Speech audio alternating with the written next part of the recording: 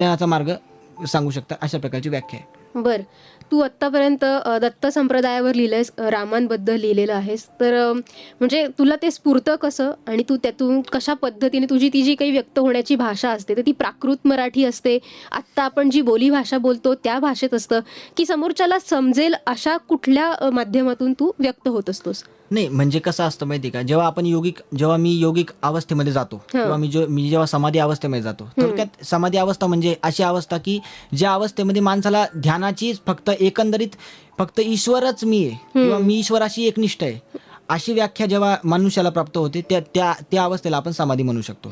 थोडक्यात बघा, परमेश्वराचा मार्ग आपण का स्वीकारायचा आहे? कुठेतरी या जगामध्ये आपण या जगामध्ये सदैव राहणार नाही. आपण मृत्यूनंतर कोणत्या ना कोणत्या जगामध्ये जाऊ. म्हणजे थोडक्यात या जगामध्ये मृत्यू सुद्धा आहे, या जगामध्ये जनन आहे, तर या जगामध्ये मरण सुद्धा आहे. थोडक्यात कुठेतरी आत्मिक शांतीचा मार्ग, मानसिक शांतीचा मार्ग आपण कुठेतरी ईश्वर चिंतनानेच आपण प्राप्त करू शकतो. म्हणजे येशू ख्रिस्ताने जो मार्ग सांगितला तो ईश्वराचा मार्ग होता. महावीरांनी जो मार्ग सांगितला तो ईश्वराचा मार्ग होता, किंवा गौतम बुद्धांनी जो मार्ग सांगितला तो सुद्धा शांतीचा संदेश देणारा होता. म्हणजे जगामध्ये जितके पण श्रीकृष्णाने जो मार्ग सांगितला तो सुद्धा शांतीचा संदेश होता. थोडक्यात जगामध्ये जितकेही महान पुरुष झाले तर सगळ्यांनी शांतीचा संदेश दिला. प्रत्येकाने काय सांगितलं की ईश्वराशी एकनिष्ठता. ईश्वराला तुम्ही निराकार रूपाने माना तरी तो ईश्वर आहे, तुम्ही साकार रूपाने माना तरी तो ईश्वर आहे, तुम्ही एका स्वतःच्या शुद्धहम रूपाने माना तरी तो ईश्वर आहे. म्हणजे ईश्वराची 3 व्याख्या आहे, ती अशा प्रकारे दिलेली आहे. थोडक्यात जेव्हा मी ग्रंथ लिहितो तर ग्रंथ हे आपण मराठी भाषेमध्ये पण आपण लिहिलेले, किंवा म्हणजे थोडक्यात लोकांना समजेल अशा भाषेमध्ये सुद्धा ते अभंग येतात. आणि काही अभंग हे गुप्त ज्ञान दत्ताश्री भाषेमध्ये येतात. म्हणजे गुप्त भाषेमध्ये, म्हणजे तुम्ही जर एकदा कधी आले काव्यविश्व सदनामध्ये तर तुम्हाला सर्व दिसेल की गुप्त ज्ञान दत्ताश्री भाषा अशी आहे की जी भाषा या जगामध्ये कुठेच नाही. म्हणजे गुप्त म्हणजे अनेक आपल्याकडे इतिहासकार सुद्धा येऊन गेले किंवा अनेक आपल्याकडे पत्रकार सुद्धा येऊन गेले आणि प्रत्येकाने त्या भाषेचा सुद्धा अभ्यास केलेला आहे. ती भाषा आहे जगामध्ये एक वेगळी भाषा आहे. गुप्तज्ञान दत्ताश्री भाषा ही योगिक भाषा आहे.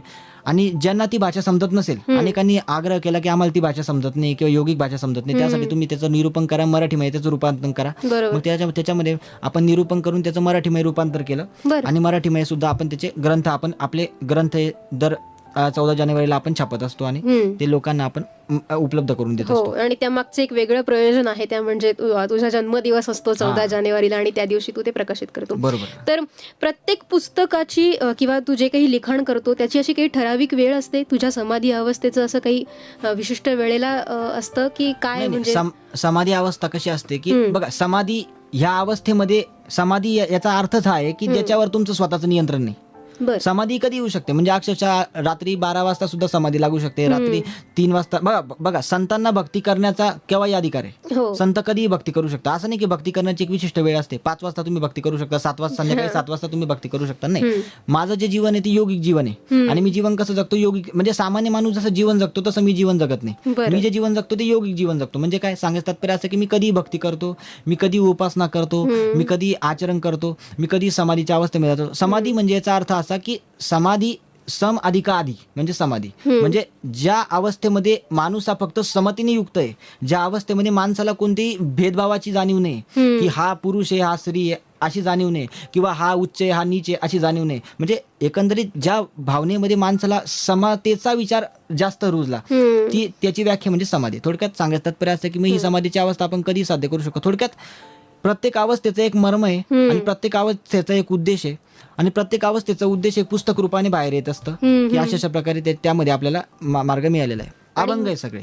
अच्छा, अभंगाच्या स्वरूपात सगळी रचना आहे. आणि ज्यावेळेला तुझ्याकडे 10वी-12वीची मुलं सुद्धा सल्ला घेण्यासाठी येतात आणि त्यावेळेला तू त्यांना जे मार्गदर्शन करतो, MPSCचे पण येतात, तर त्यावेळेला ते सगळं मार्गदर्शन अगदी अचूक निघतं का? परीक्षेला आलेला प्रश्न तोच असतो जो तू आधी सांगितलेला असतोस, तर ह्या मागचं काय नेमकं कारण आहे किंवा तुला ते कसं ज्ञात होतं? नाही, कसं आहे माहितीये का की बघा, आजचे विद्यार्थी हे नीट अभ्यास करत नाही, आजचे विद्यार्थी मनापासून अभ्यास करत नाही. मी जेव्हा 10वीला होतो ना तर आमच्या शिक्षकांनी आम्हाला काय सांगितलेलं असायचं माहितीये का की मी गाईड वापरायचो नाही. बघा, आयुष्यात जर तुम्हाला यशस्वी व्हायचंय ना तर कधी तुम्ही गाईड वापरू नका, वेगळं असं काहीतरी रेफरन्स वापरू नका किंवा वेगळी अशी नोंदणी वापरू नका. मी आयुष्यात अभ्यास कसा केला हे मी तुम्हाला सांगतो की मी केवळ पुस्तक वाचतो, जे ओरिजिनल पुस्तक आहे ते मी वाचतो. म्हणजे तुम्ही जर गाईडाचा आधार घेऊन जर वाचन करत असाल तर तुम्हाला कधीच अभ्यास येणार नाही.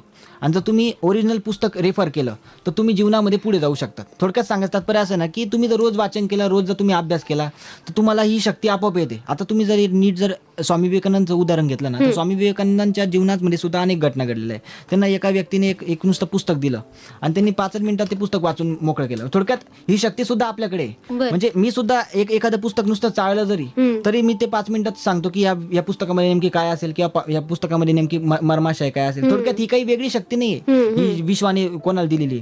ही शक्ती तुमच्यामध्ये, ही शक्ती प्रत्येकामध्ये.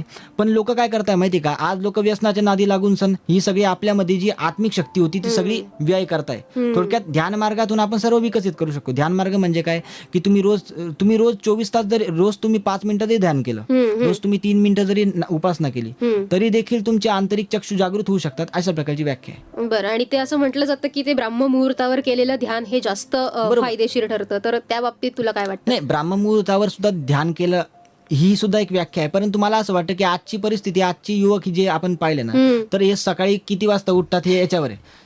आणि मी अनेक युवक पाहिले की जे 7-7 वाजता, म्हणजे त्यांच्या घरामध्ये देवपूजा 12-12 वाजता होते. मग मी सांगतो की देवपूजा करून उपयोग नाही. तुमची जी देवपूजा आहे किंवा तुमची जी विधी आहे ती विधीच्या वेळेला झाली तर हे योग्य आहे. बरोबर. तुम्ही जर विधी वगळता जर तुम्ही केव्हाही देवपूजा करत असाल, केव्हाही उपासना करत असाल, केव्हाही नामस्मरण करत असाल किंवा केव्हाही तुम्ही अभ्यास करत असाल तर ते काही उपयोगाचे नाही. आणि आजचे विद्यार्थी जर आपण पाहिले ना, तर आजचे विद्यार्थी अभ्यास केव्हा करतात? परीक्षा आल्यावरच अभ्यास करतात.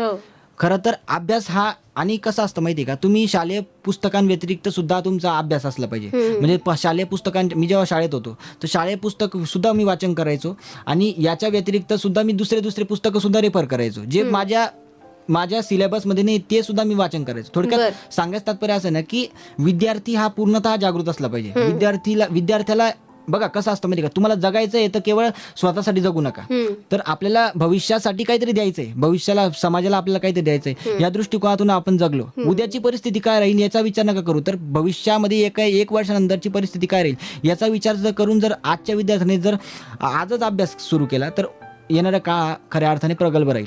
बरं, नक्कीच. तू कोणाला आदर्श मानतोस